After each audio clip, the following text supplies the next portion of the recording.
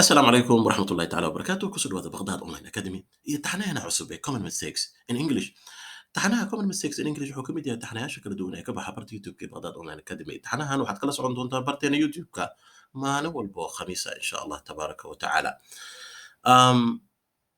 taxanahan wuxuu ku saabsan yahay cashiro kala duwan oo aan ku xariiqi doono hoos qaladaadka inta badan ka dhaca ardada barata luqadda Englishka luqadda Englishka barideeda muddo dheer aan ku jiro runtii muddadaas dheerna runtii waxaan ogaaday inay jiraan qaladaad soo noqda inta badan ay ka dhaca ardada luqadda Englishka baranaya marka waxaan istusay inaan u faa'iideeyo ummadda Soomaaliyeed ee kumanaanka ee nagu xiran si ay uga faa'iidaan ayna u bartaan qaladaadkaas si ay uga fogaadaan inay ku dhacaan qaladaadkaas cashirkan iyo cashirada soo socdaba waxaa loogu talagalay inay ka faa'iidaan ardada yaqaana luqadda Englishka amaba u bilaaban yahay luqadda Englishka laga soo bilaabo elementary level ilaa iyo advanced level insha Allah tabaaraka wa tacaala waxaan rajaynayaa inaad wax badan aad ka faa'iidi doontaan maanta waxaan diiradda ku saari doonaa isticmaalka some prepositions oo runtii qaladaad ka dhaco inta badan طبعا you know prepositions somaha in at with for sometimes waxaa dhacda in si qaldan loo isticmaalo maanta waxaan eegi doonaa some of these mistakes insha Allah tabaaraka wa tacaala aan ku bilaabno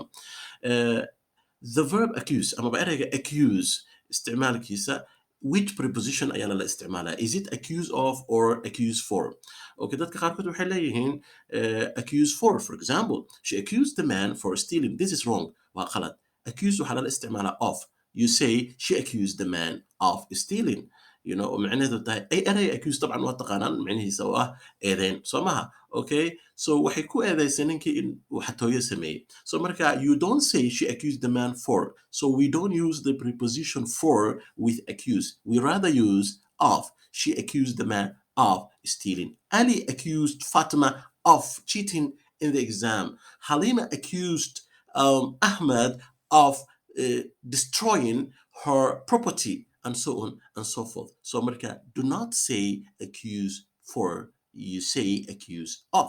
Sidoo kale prepositionada to iyo with markii laga hadlayo accustomed.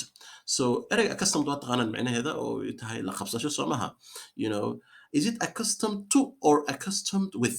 You know, don't say I'm accustomed with hot weather. This is wrong. You rather say I'm accustomed to hot weather. So accustomed to halal isticmaala the preposition to oo ah la qabsashada.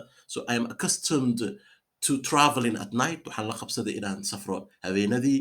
I am accustomed to washing my clothes waxaan la qabsaday dhaqida dharkayga fadlan. For example, I am accustomed to teaching, you know, children waxaan la qabsaday barida caruurta and so on and so forth.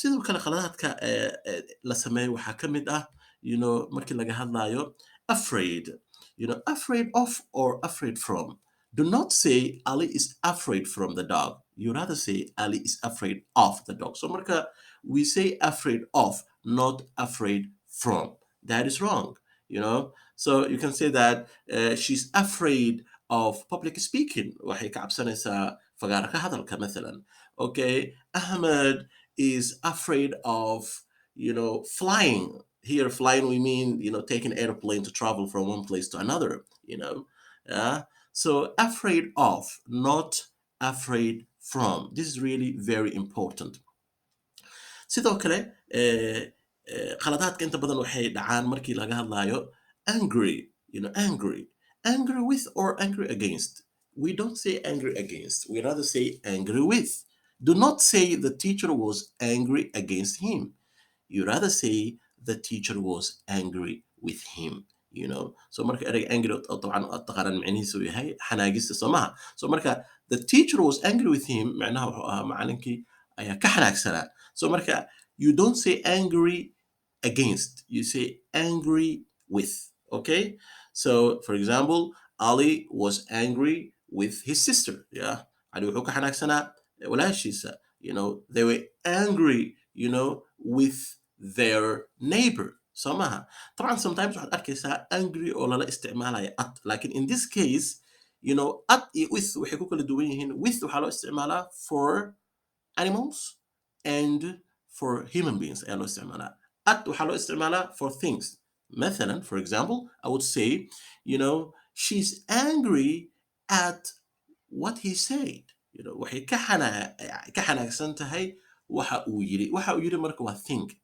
Laakiin haddii asaga ka xanaagsan tahay, she's angry with him. You see the difference? So at, we use it for things. With, we use it for animals and human beings. Another common mistake has to do with arrive. We say, is it arrive at or arrive to? Some people say we arrived to the village at night. That is wrong. We say we arrived at, arrived at the village, arrived at home, arrived, معناها إنه meel timid somehow, arrived at school, arrived at the supermarket, arrived at university. Now, sometimes you realize that in لا استعمال arrive in waxaa loo isticmaalaa big cities and countries. For example, we arrived in Mogadishu.